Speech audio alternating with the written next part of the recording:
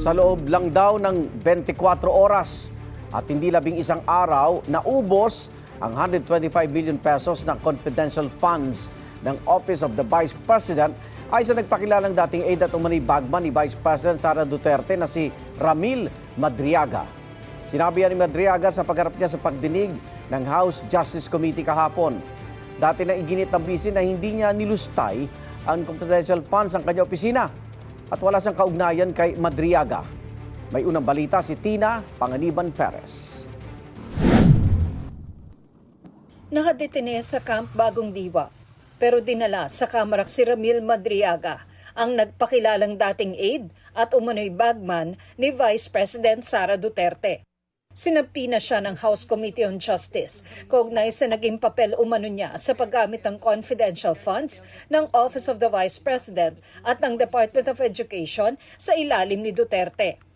Pinabasa kay Madriaga ang kanyang supplemental affidavit kung saan nakalatag ang kanyang kaugnayan kay Duterte. Her denial of any affiliation with me is absolutely false. She lied under oath in her perjury complaint against me.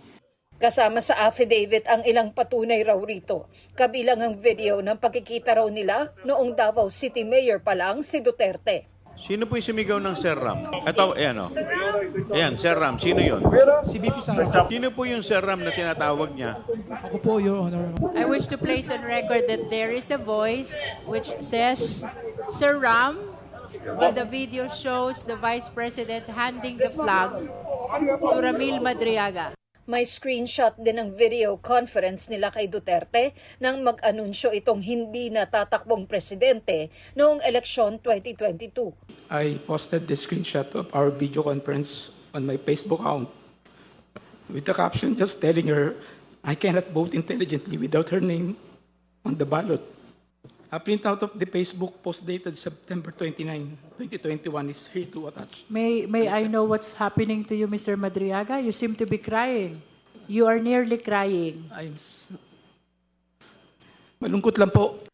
Idinetalye ni Madriaga ang pag-deliver niya ng mga pera sa iba't ibang individual sa utos-an niya ni VP Duterte. In the morning of December 20, 2022, Sarah called me and she said, Sir Ram, please coordinate with Colonel Nolasco. Meron tayong deliver sa San Pablo, Laguna, sa Night Street, at sa Ombudsman. 4 large dark bags were unloaded from the vehicles. 3 large dark bags and 1 lighter colored and relatively smaller bag. Colonel Nolasco told me that each bag contained around 30 million pesos to 35 million pesos. Nabanggit din ni Madriaga si PRRD, ang initials ng dating Pangulo na si President Rodrigo Roa Duterte. Previously and upon direct instruction sa PRRD, Sara, I've also delivered money to Ombudsman Samuel Martires Rotoni Ryan, which I usually place inside an open trunk of a designated car. Sabi ni Madriaga, confidential funds daw ang mga ito. A few years later, I read from several media reports that the 125 million pesos OBP confidential funds in 2022 were reportedly utilized in just 11 days. This is wrong because I personally disposed the money in less than 24 hours.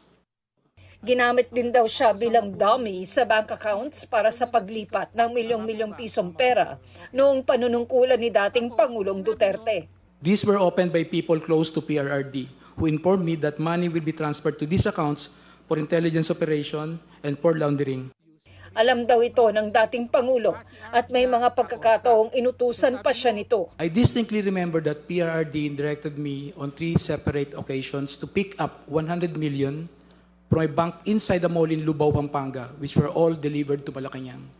May iba pang iniutos umano sa kanya ang dating Pangulo. PRRD specifically instructed me to monitor, operate, and sabotage former Senator Trillanes. However, PRRD was apprehensive in ordering the assassination of Senator Trillanes because of the latter's support and contact in the armed forces of the Philippines.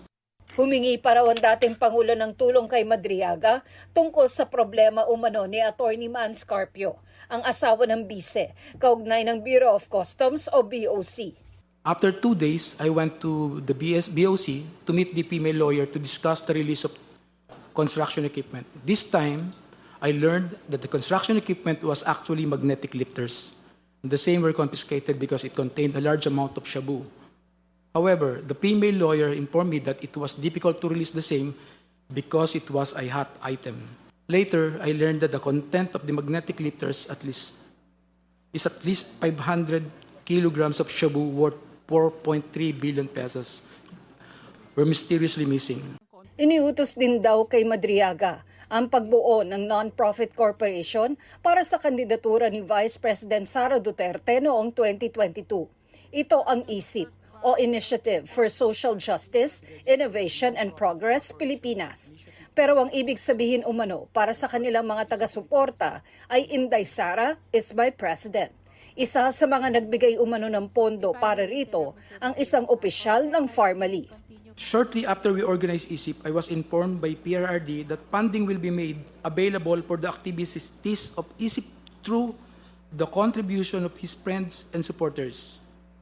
One of those friends and supporters is Lin Wei Zhong, who was the financial officer of Pharmally Pharmaceuticals.